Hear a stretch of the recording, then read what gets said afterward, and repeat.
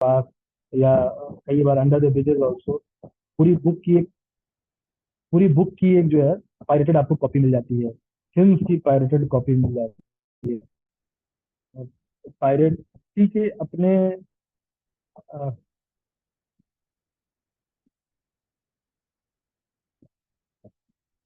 Mrityunjay ji, now I am extremely sorry, I will for that, but this is the first time I'm having this problem. I will look into it further कि ऐसा क्यों हो रहा है, because अब तो मेरे पास ईयरपीस भी मैंने लगा लिया, further I can not do anything. So probably I'm extremely sorry. I'm extremely sorry for that. And probably these technological problems do occur in online mode.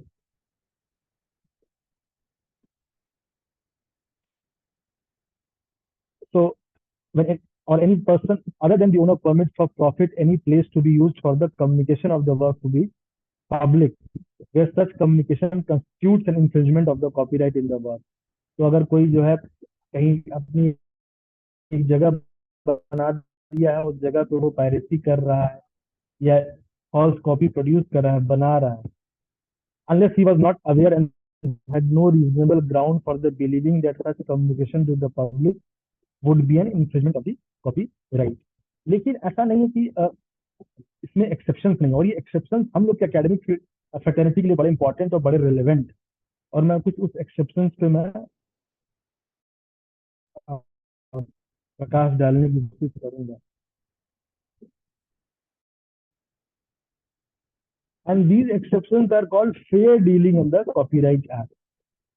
Uh, so if you see section 52 of the Copyright Act, it says that certain acts not infringement of the copyright. And it says that the first one says that the following acts shall not constitute an infringement of the copyright, namely, of fair dealing with any work not being a computer program for the purpose of a private or a personal use, including research. So this line is very important. So for research purposes, we can use the copyright material, a criticism or a review, whether of that work or any other work. So suppose if we criticize any book, that does any book review or does any film review and criticize it, so it's a fair deal. And for that purpose, if you are using that work without the permission, then it's not violation of copyright. And there are roughly 40 circumstances in the act which talks about the fair dealing. I will not go into all those 40 circumstances, but would be looking into those areas which are relevant to the field of academics.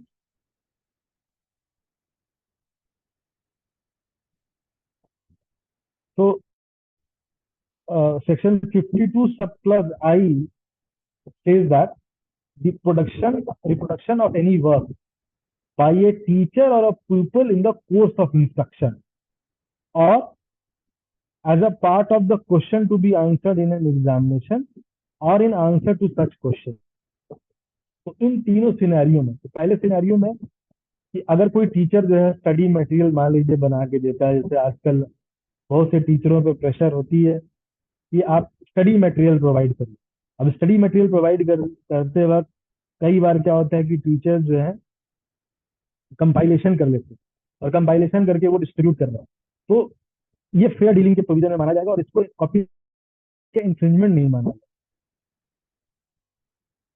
उसी तरीके से अगर आप कोई question बना रहे हैं और किसी क्वेश्चन बनाने के कॉन्टेक्स्ट में आपने कहीं बुक से कोई चीज कोई फ्रेज लिफ्ट कर लिया विदाउट परमिशन, तो this again will not be considered as a infringement of a copyright. Similarly अगर स्टूडेंट जो कि इंडिया में एक हैबिट भी है, अ, रट के हम आंसर दे देते हैं, तो अगर वो भी करता है तो उसको भी कॉपीराइट का वायलेशन नहीं माना जाता। अगर कई स्टूडेंट हमने, आप सब टीचर्स हैं, you must have seen there are many students who have this habit of, they have this photogenic memory, and they produce, my god, how they produce as if the original author has written.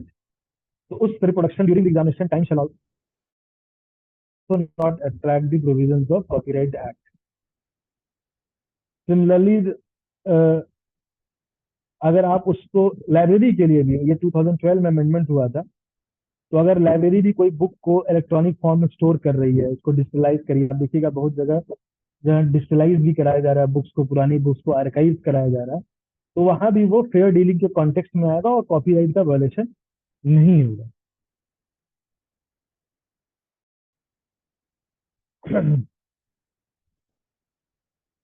इसी तरह से 52O कह रहा है कि अगर 3 set of copies बना सकता है library, including a pamphlet, a sheet of music, map, by under the direction for non-commercial public library. If it's a non-commercial public library, they have this liberty to make it, it's 3 copies.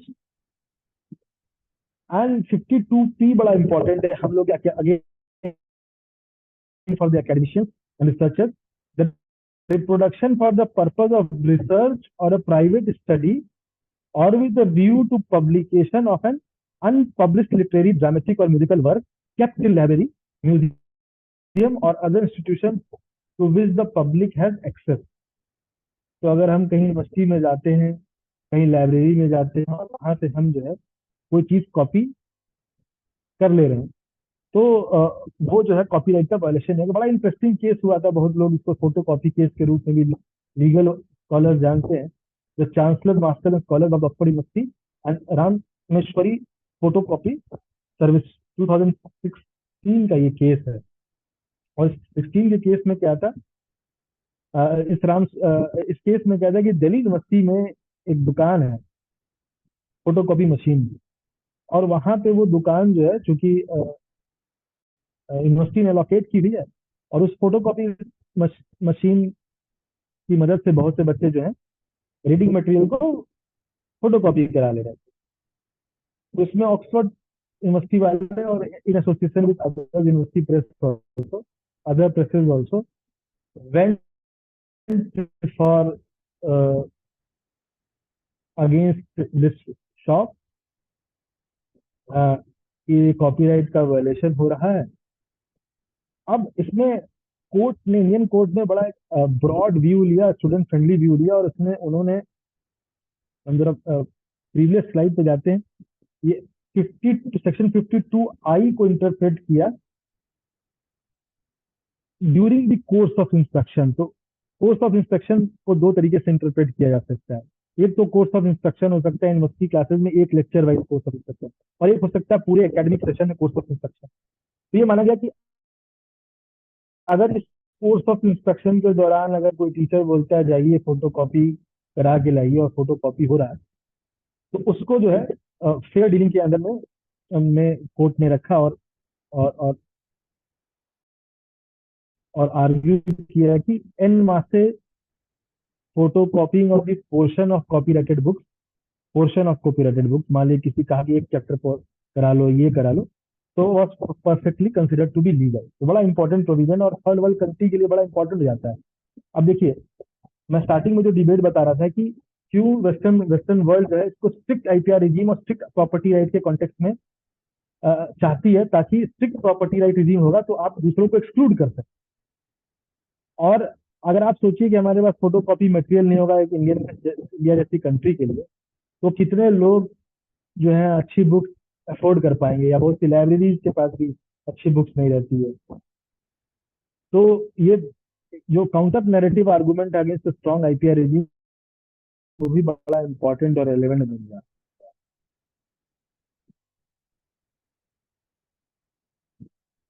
उसी तरह से right of disabled person को भी काफी right है with in the copyright regime, fair dealing के context में।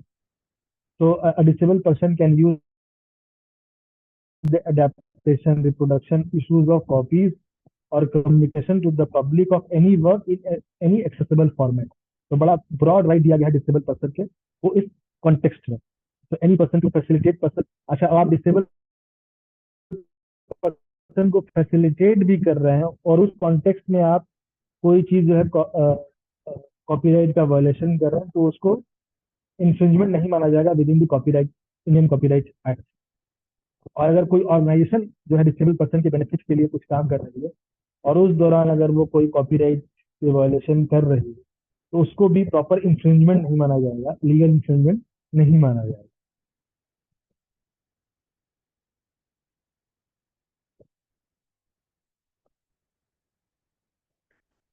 अब जो ये कॉपीराइट इंफ्रिंजमेंट है, it can attract both civil as well criminal remedies. तो ये दोनों दोनों को अट्रैक्ट कर सकता है। और सुप्रीम कोर्ट ने अभी 2022 में एक डिसीजन दिया, no pro international versus state of NCT of Delhi में। और इसमें मैं बड़ा स्ट्रांग व्यू लिया कि सेक्शन 63 को इंटरप्रेट किया कॉपीराइट एक्ट के, और कहा कि कॉपीराइट वायलेशन जो है it's a non bailable and cognizable offence. तो इसकी पनिशमेंट जो है 6 मंथ से लेके 3 ईयर तक कही जाती है। और जो फाइन है वो 50,000 से लेके 2 लाख तक का फाइन भी है।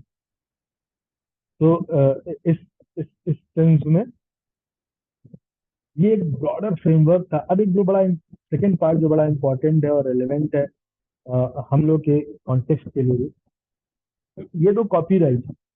What is the difference between copyright and plagiarism?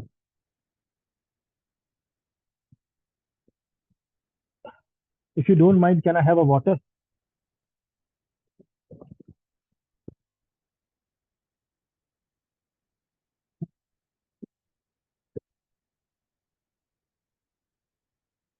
Now this plagiarism is a very interesting issue and topic, and probably an area of concern for everyone.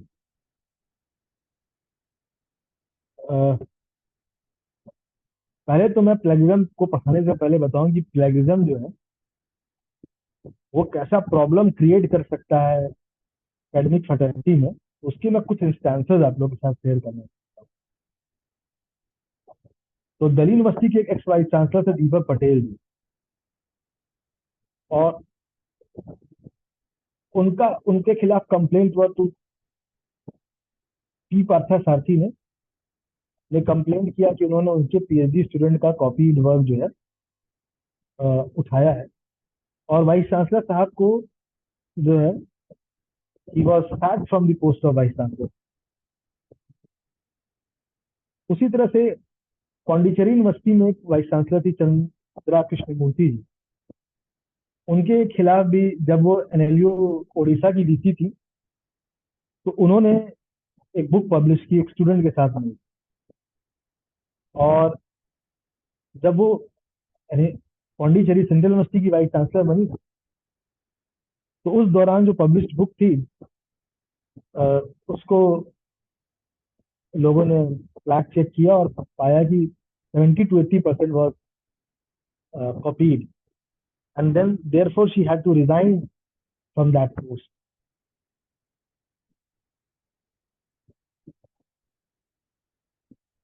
इसी तरीके से एक बड़ा पुराना मामला है लेकिन बड़ा रेलेवेंट भी है कि मुंबई यूनिवर्सिटी में प्रोफेसर है नीरज हाटेकर जी। उन्होंने जब पढ़ने के दौरान ही अपनी वाइफ के एमफिल डिसर्टेशन से कॉपी कर लिया। उन्होंने अपनी थीसिस प्रोड्यूस की थी और थीसिस 6 महीने बाद सबमिट की थी, but thesis had copy from his own wife. और पूरी एक बोर्ड बैठी और मुंबई यूनिवर्सिटी ने फाउंड किया उन्हें गिल्टी, बट कोई सजा नहीं हुई। बट नेमिंग एंड शेमिंग तो हुआ ही हुआ। उसी तरह से अगर इंटरनेशनल लेवल पे देखें तो बहुत एग्जाम्पल है। बड़ा मुझे रेलेवेंट एग्जाम्पल दिखा है, जॉन वॉल्स सेनेटर थे Montana, and he was running for US presidentship. But उनके भी कुछ स्पीचेज और कुछ राइटिंग में कॉपीराइट वायलेशन पाए गए। उन्होंने मतलब प्लेगरिज्म के इश्यूज पाए गए। और जब प्लेगरिज्म के इशू पाए गए तो he has to he was debarred from the presidential election also.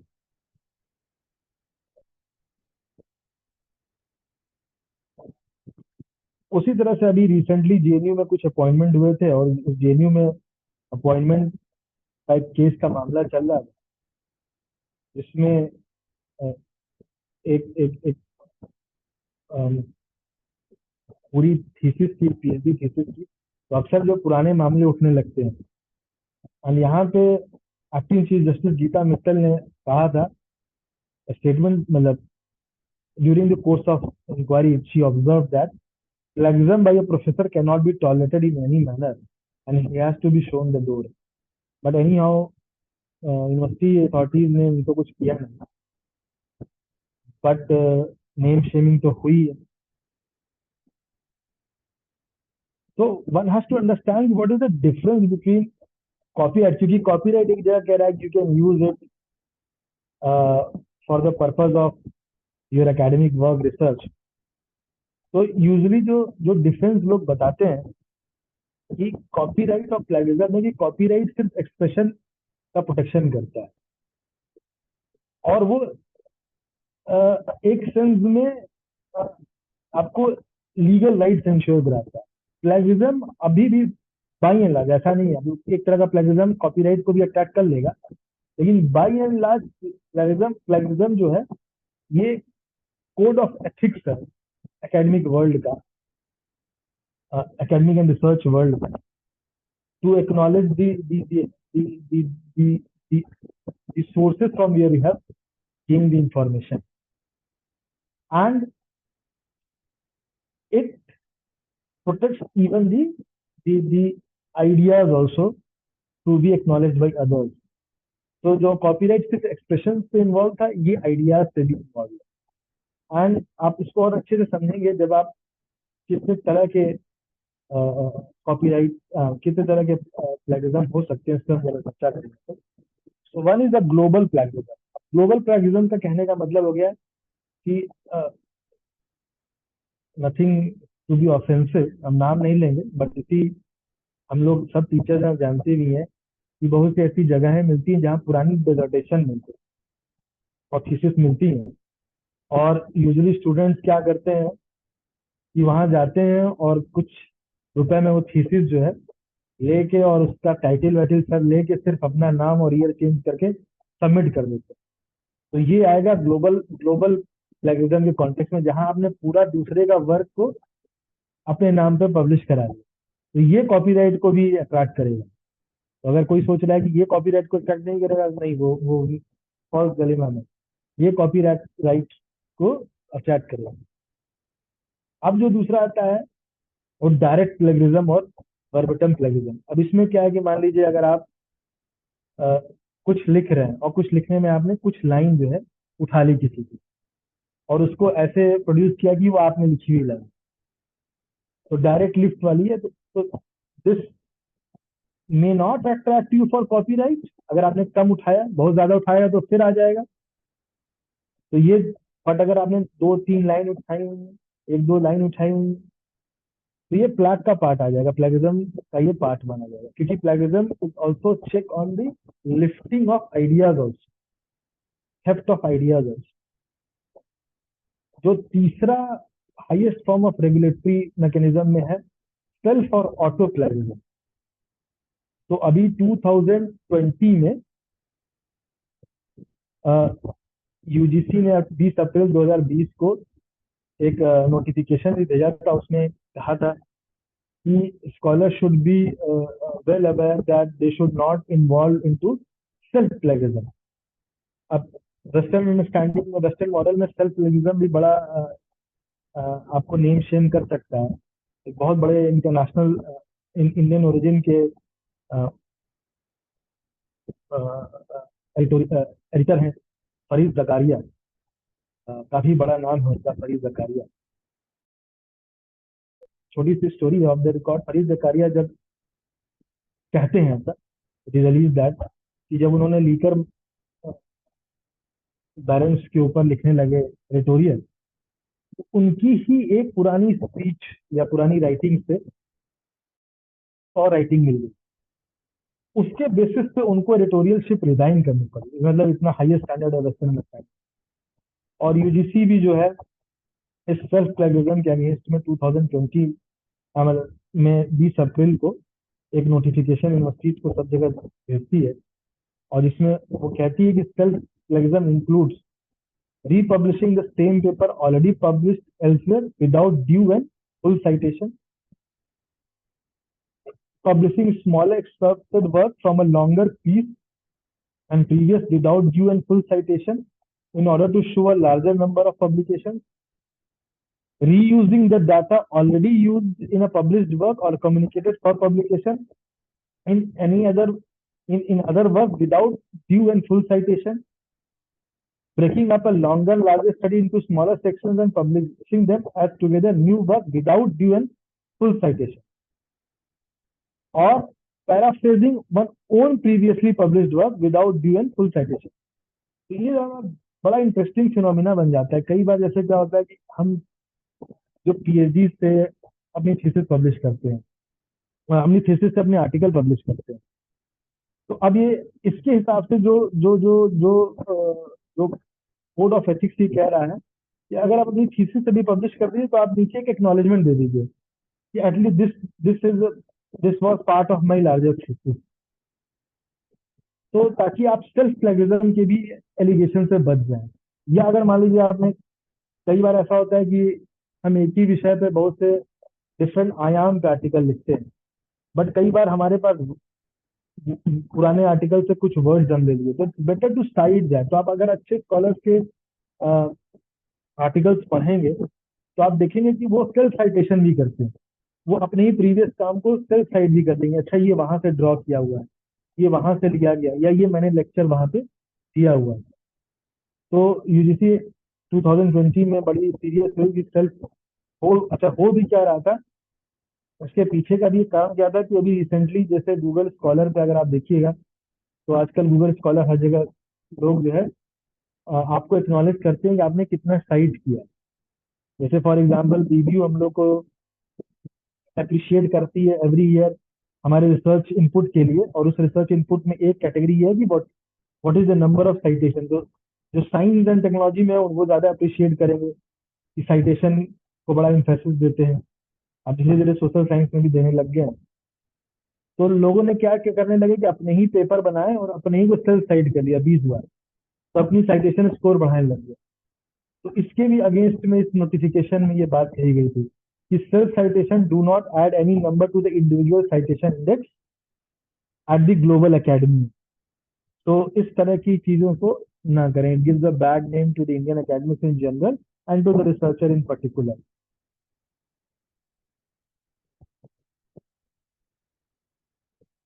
एक चौथा है जो इन एक्यूरेट ऑथरशिप।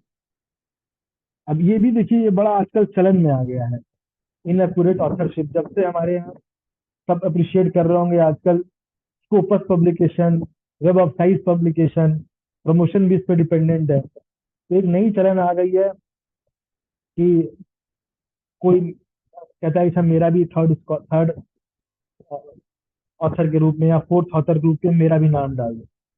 तो ये भी जो है प्लेगरिज्म है।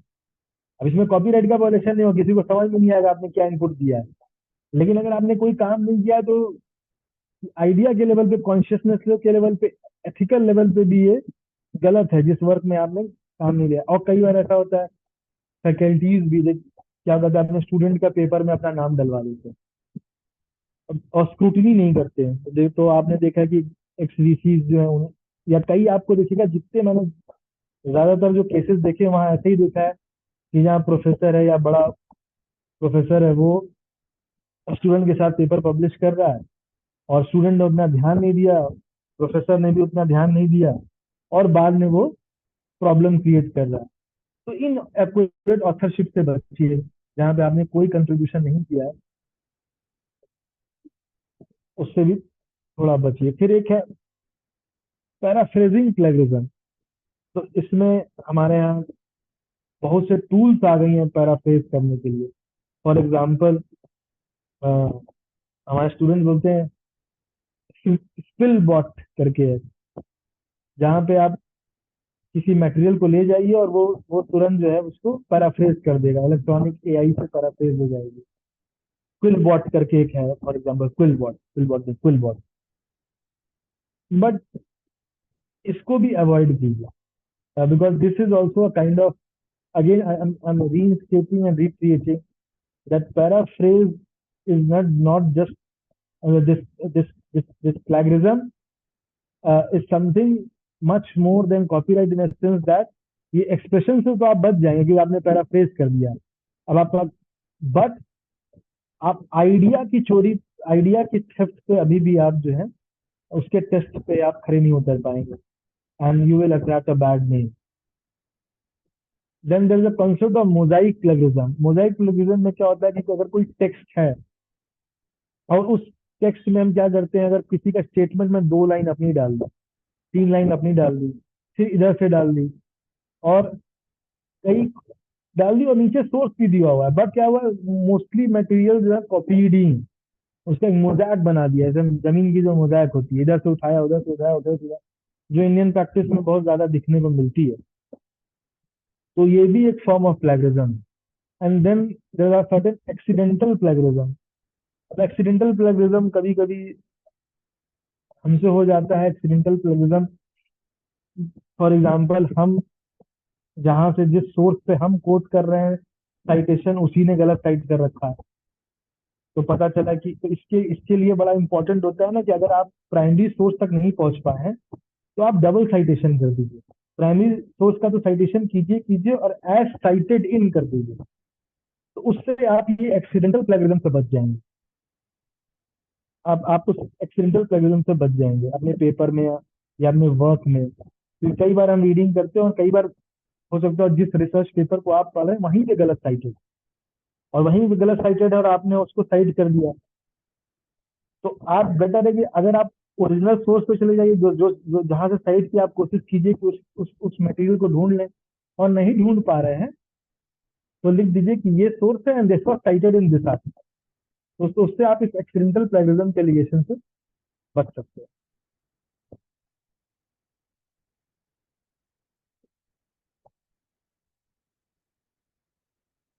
नौ, इंडिया में पहले जो है प्लेगरिज्म के ऊपर कोई रूल था, बट 2018 में UGC came with a very clear cut guideline. And अगर आप 2000 उसके, मैं कुछ इंपॉर्टेंट एक्सपर्ट्स यहाँ पे ले आए हैं।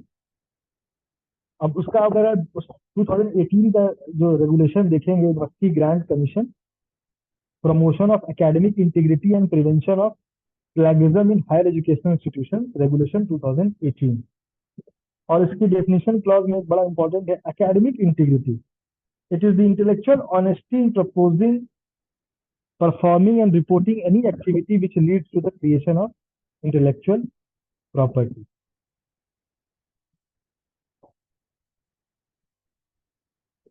Then it also defines faculty. It refers to a person who is teaching and guiding students enrolled in higher education institutions in any capacity whatsoever, regular, ad hoc, guest, temporary, visiting. तो कल को कोई temporary teacher, ad hoc teacher है, उसको भी अगर research guidance मिला हुआ तो ये नहीं कह सकता कि मैं तो टेम्पररी था, एड हॉक था। या यूनिवर्सिटी कल को ये नहीं कह सकती वो टेम्पररी, एड हॉक या विजिटिंग थी। और ये जो गाइडलाइन है इसमें दोनों के ऊपर रिस्पॉन्सिबिलिटी रखी हुई है। वो रिस्पॉन्सिबिलिटी जो है हायर एजुकेशन के इंस्टीट्यूट पे रखी हुई है, और जो है इंडिविजुअल फैकल्टी के ऊपर भी है, स्टूडेंट के ऊपर भी हम डिटेल में आएंगे। तो it defines plagiarism means the practice of taking someone else's work or idea and passing them as an own. तो whole idea of plagiarism is that, वहां पे कॉपीराइट इंफ्रिंजमेंट का आइडिया ये नहीं था कि हम, एक आइडिया था कि एक ही कॉन्टेक्स्ट में, बाकी था हम इकोनॉमिक एक्सप्लॉयटेशन का। और यहाँ पे आइडिया, यहाँ पे जो जो इंटेंशन क्या है प्लेगरिज्म में, कि हम ओनरशिप ही क्लेम कर लेते हैं, हम ही ने लिखा है, हम ही ने कहा है। Not this, what was the objective of this regulation? So the objective, the first objective was to create awareness about the responsible conduct of research, thesis, dissertation, promotion of academic integrity, and prevention of misconduct, including plagiarism in academic writing among student and faculty. ये मतलब बड़ा important और relevant बन जाता है कि सिर्फ faculty के लिए नहीं, इवन स्टूडेंट्स के लिए। तो जो असाइनमेंट्स हैं, वो हैबिट शुरू से डेवलप करने की जरूरत है, असाइनमेंट लेवल से भी डेवलप करने की जरूरत है। इनफैक्ट मैं एक चीज और चर्चा करने की कोशिश करूंगा कि जो मेरा अपना अंडरस्टैंडिंग है।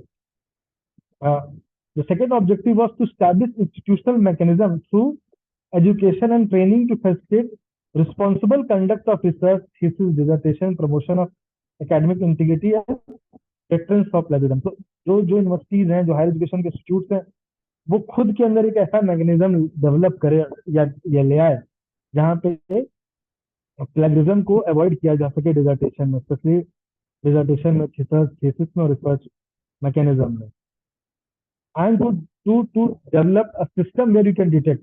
तो हायर एजुकेशन के ऊपर एक रिस्पॉन्सिबिलिटी भी है, तो आगे हम डिटेल में देखेंगे, बड़ी क्लियर कट रिस्पॉन्सिबिलिटी है to have a system where you can have enough tools to detect the mechanism and plagiarism, and even punish the students if you found such cases. Now, these rules are not only these rules and guidelines uh, have casted a duty on the institutions also. So it says clearly that every higher education institution should establish a mechanism as prescribed in these regulations to enhance awareness about responsible conduct of research and academic activities, to promote academic integrity and to prevent plagiarism. तो यानी कि responsibility सिर्फ teacher और faculty की नहीं है, institute के ऊपर भी किसी ने रखी हुई है। और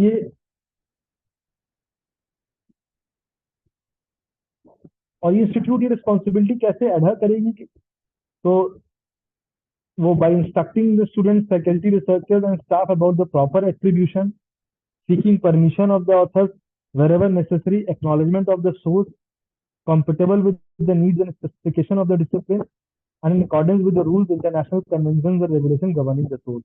यानी कि इंस्टीट्यूशन इंश्योर करेगी कि अगर कोई फैकल्टी को रिसर्च, अगर आप अच्छे जर्नल्स में पब्लिश करते होंगे तो आप देखे होंगे वो खुद ही मांगते हैं आपसे परमिशन कि क्या आपने अगर कोई ग्राफ, कोई पिक्चर यूज किया है तो आपके पास इसका परमिशन है कि नहीं है।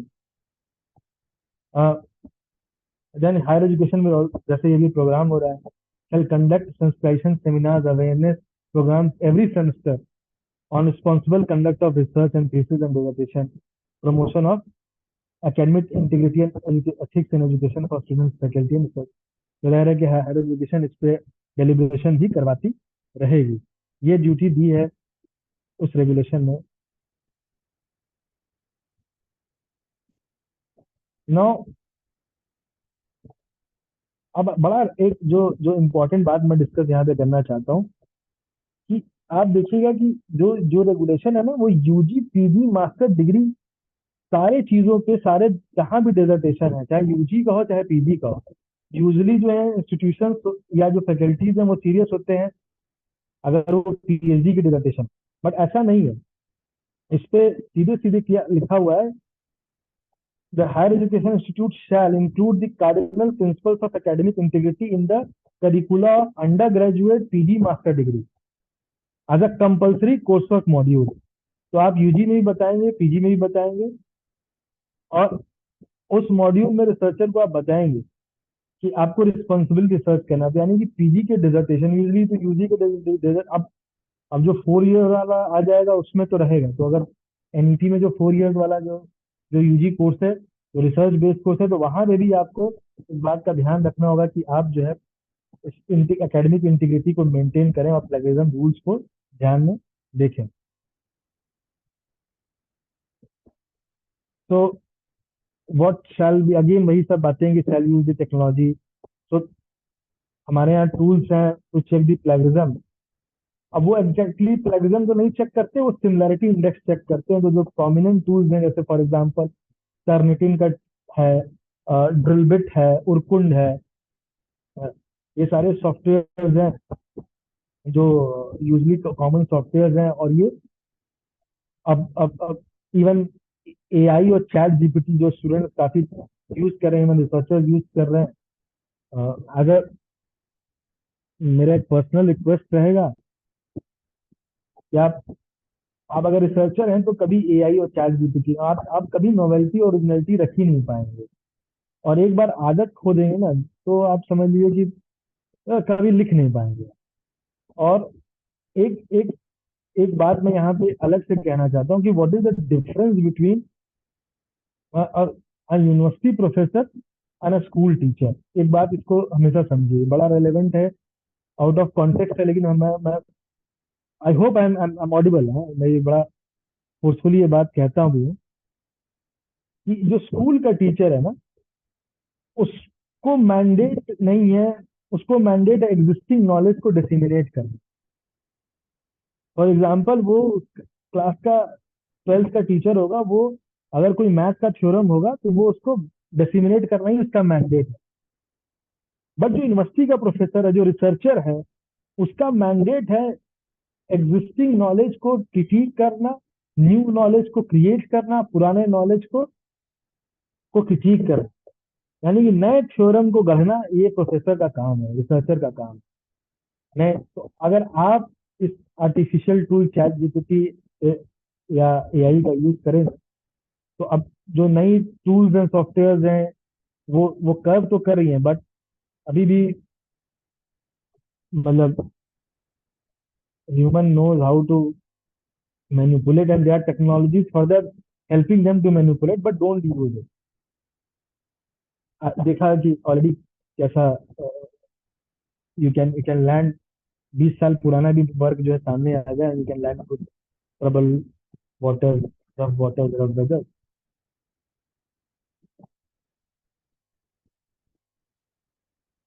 अब जरा हम वो देख लेते हैं कि अब जो जो जो जो प्लैट के कॉन्टेक्स्ट में क्या क्या आता है वो भी बड़ा इंपॉर्टेंट है। अपार्ट फ्रॉम रिसर्च, जब थीसिस बनाते हैं, जैसे रेफरेंसेस है, बिब्लियोग्राफी है, टेबल ऑफ कंटेंट है, प्रीफेस है, एक्नॉलेजमेंट है। ये अक्सर अक्सर खासतौर से मैंने देखा है, एक्नॉलेजमेंट के कॉन्टेक्स्ट में, बिब्लियोग्राफी के कॉन्टेक्स्ट लिस्ट कर लिया जाता है।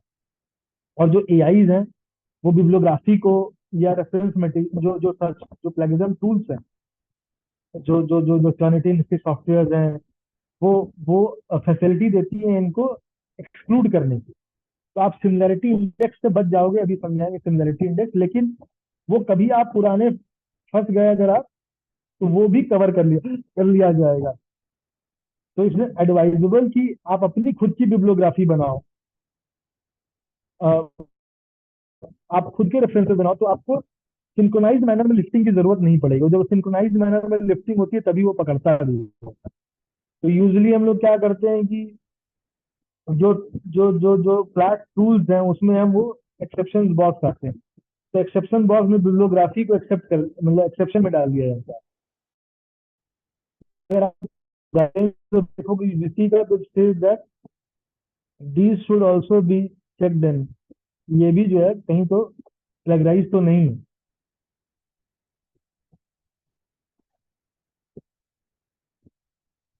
नाउ व्हाट आर, अब जरा इंपॉर्टेंट आते हैं कि किस लेवल तक का प्लेगरिज्म जो है आप, अब अच्छा फिर मैं बोल रहा हूँ यहाँ पे प्लेगरिज्म चेक कर, वो अपनी सिमिलैरिटी इंडेक्स, जो टूल्स भी हैं वो सिमिलैरिटी इंडेक्स भी चेक करते हैं। तो अगर आपने पैराफ्रेज कर दिया तो सिमिलैरिटी इंडेक्स में नहीं आएगा। आपने साइटेशन उठा दी तो सिमिलैरिटी इंडेक्स में तो नहीं आएगा। लेकिन फिर मैं बोल रहा हूँ कि अगर आप कभी महान बन जाओगे तो वो सारी चीजें जो है क्रॉस चेक हो जाएंगी। तो अगर आपको महान बनने का कभी है तो प्लीज कभी फ्लैग के चक्कर में ना पड़िए, कभी लिफ्टिंग मत कीजिए without serious acknowledgement. And these are the standards of level. First is 0 to 10 is a minor similarity, you will not attack any penalty.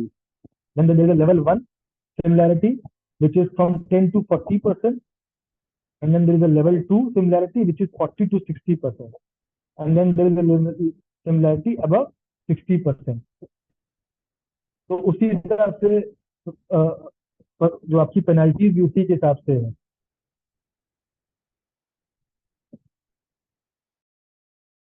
तो जैसे स्टूडेंट हो, अगर थीसिस और डिसर्टेशन के कॉन्टेक्स्ट में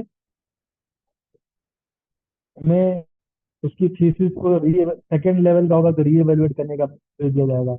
थर्ड की डिग्री का अगर होगा तो उसकी उसकी उसकी डिग्री ही जो है विदहोल्ड कर दी जाएगी।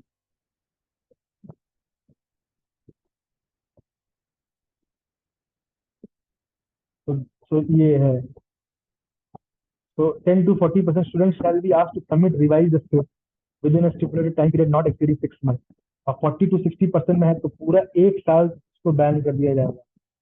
60% से अगर उसका थीसिस और डिसर्टेशन है, 60% से अगर प्लेगराइज है, तो उसकी पूरी प्रोग्राम को कैंसिल किया जा सकता है। तो बड़ा स्ट्रिक्ट मेजर्स रखा गया है स्टूडेंट के कॉन्टेक्स्ट में। उसी तरह जो है रिसर्च पेपर के कॉन्टेक्स्ट में फैकल्टीज को, जैसे कई बार होती है थीसिस के कॉन्टेक्स्ट में स्पेशली, या डिसर्टेशन जो एलएम पीजी डिसर्टेशन के कॉन्टेक्स्ट में, स्टूडेंट जो है गाइड का नाम देके पब्लिश कराता है या थीसिस पे गाइड पब्लिश कर लेता है।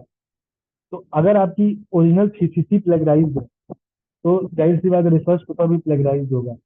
और रिसर्च पेपर अगर प्लेगराइज पाया जाता है तो अगर सिमिलरिटी इंडेक्स में आता है, तो अगर 10 to 40% है, तो you will be asked to, the faculty members or the researcher would be asked to withdraw the research paper.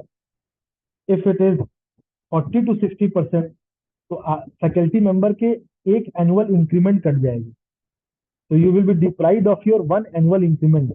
इतना स्ट्रिक्ट हो गई है यूजीसी। और अगर ये मास्टर्स एमफिल और पीएचडी के स्टूडेंट हैं, अगर आप लेवल 3 का मतलब 60% अबव करते हैं, you will not be able to supervise any master's, PhDs, and MPhil students for next 2 years. So very strict rules have been framed out. But what I have seen is that usually India में सारे institutions के पास वो plagiarism software नहीं है। और जो plagiarism software हैं भी, तो वो सिमिलरिटी इंडेक्स को ही चेक करते हैं। गाइड के पास कभी कभी इतना समय नहीं होता है कि एक एक चीज को बड़ा थॉरली। तो जरूरी, जो मेरे हिसाब से जरूरी है, inculcate the habit of original writing and original critical thinking in higher education. हम लोग की भी गलती होती है कि यूजी पीजी में हम जो सवाल बनाते हैं, फैकल्टीज स्पेशली, वो वो सवाल हम क्रिटिकल थिंकिंग वाले बनाते ही नहीं है। तो हम अचानक से एक्सपेक्ट करें कि वो पीजी में आके डिसर्टेशन लिख ले, वो या हिंदी मीडियम से इंग्लिश मीडियम में रिसर्च मटेरियल आके लिख ले, जब उसको शुरू से ही रोट लर्निंग पे हम, हमारा पूरा जो एकेडमिक सिस्टम है वो रोट लर्निंग पे है। और अचानक से हम यूजी में भी आए तो हम सवाल भी ऐसे पूछ रहे हैं, पीजी में भी सवाल ऐसे पूछ रहे हैं जो क्रिटिकल स्कॉलरशिप डेवलप नहीं कर रहा है। तो अगर वो बड़े स्टार्टिंग लेवल से यूनिवर्सिटीज को, हायर एजुकेशन सिस्टम को ध्यान देना पड़ेगा कि टीचर्स को भी, फैकल्टीज को भी ऐसे क्वेश्चन प्रमोट करने के लिए कहें, उन फैकल्टीज को प्रमोट करें जो Sorry, sir. Critical Sorry to scholarship. interrupt you in the middle of the session, but sir, due to paucity of time, I would request you to please wind up. No, no, I'm just, this is the last, this is the last, this was the last. So Okay. that was my Okay. own suggestion, but this was the rule. Mm. So Okay, sir. lastly, Okay, sir. Okay, thank you. uh, I would I would remember, end with a quote that, remember, once published is always published. So once you published, you cannot argue that you had published when the rules were not there. So always be very careful.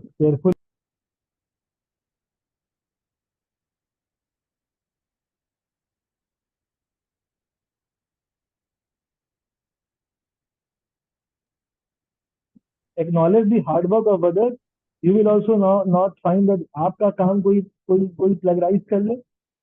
आप भी due acknowledgement दीजिए, due citation कीजिए, और try to be have a minimum model of creativity and originality. Thank you for listening. I hope I made some sense.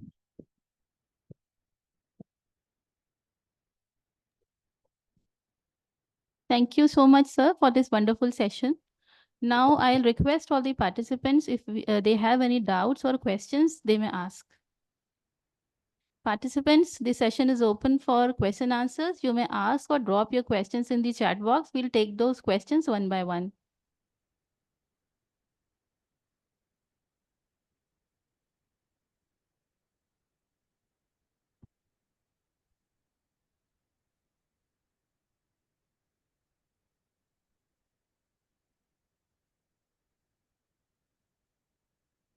Chat box.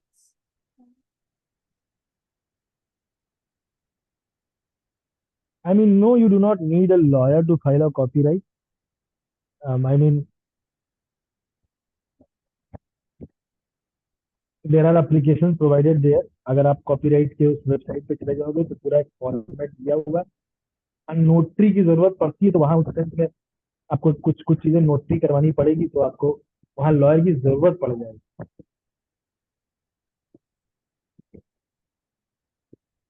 कुछ affidavit अगर कहीं कराना पड़ेगा तो वहाँ एफिडेविट आपको देना पड़ेगा, तो वो आपको वहाँ पे लॉयर की जरूरत पड़ जाएगी। बट वो नोटरी का वर्क वैसा है, उतना इतना वैसा वाला लॉयर का नहीं, जो आप बहुत हाई एक्सपेंसिव लॉयर की जरूरत नहीं है।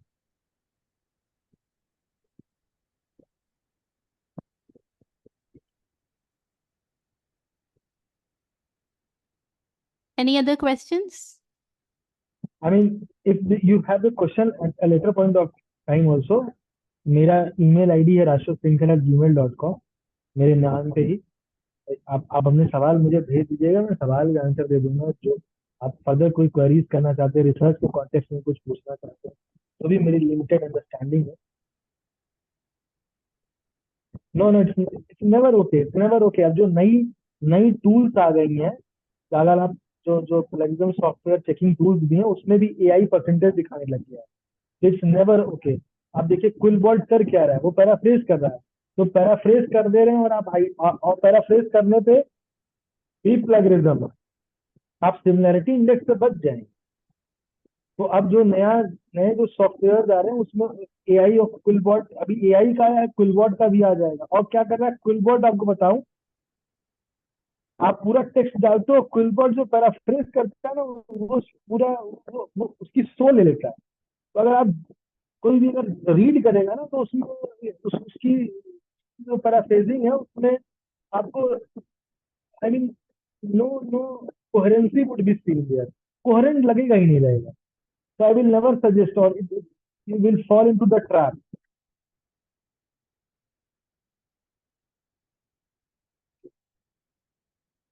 Sir, Okay. Somebody Yes, can see. Okay, due to sir, I have paucity a of question. time. you can Can I send me, ask? अगर अगर हाँ, मैंने अपना ईमेल आईडी भेज दिया है। अगर आप आपका कोई क्वेश्चन होगा तो आप मुझे भेज दीजिए, मैं I will answer. So participants, is it clear to you that if you have any doubts and questions remaining, you can contact sir with through his email ID. You can just send your queries to Dr. Rashwet. So he'll answer them all. I will, So I am always available, I will answer। okay, ठीक है sir. Ma'am, Thank you. Thank you so जी much sir. Ma'am, thank you. Sir, this was a wonderful session, and it was very.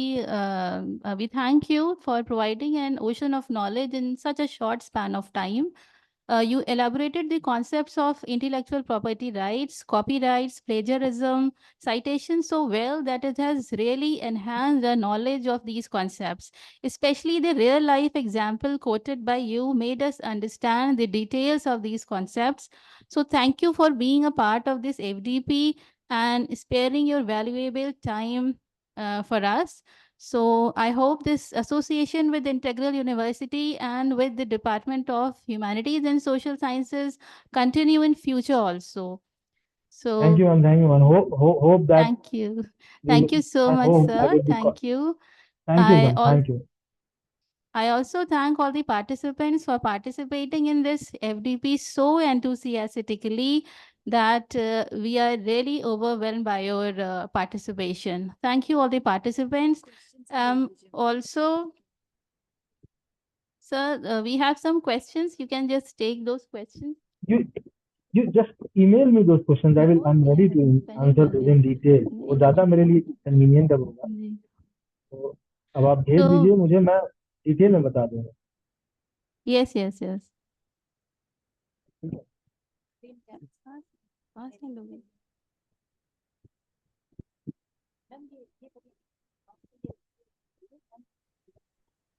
हाँ meeting and sir अपना mail ID थोड़ा दीजिए sir, text box में। क्या ma'am? हाँ मैंने लिख दिया मैम, मैंने rashtrasinkhal@gmail.com लिखा हुआ है। Okay, sir. Thank you for this session and thank you all the participants and all the faculty members. Thank you all. 20 minute है, आप अभी से सेशन एंड करें तो उसके लिए हमने कहा कि वो पार्टिसिपेंट को ही समझना हो। उनको म्यूट करना।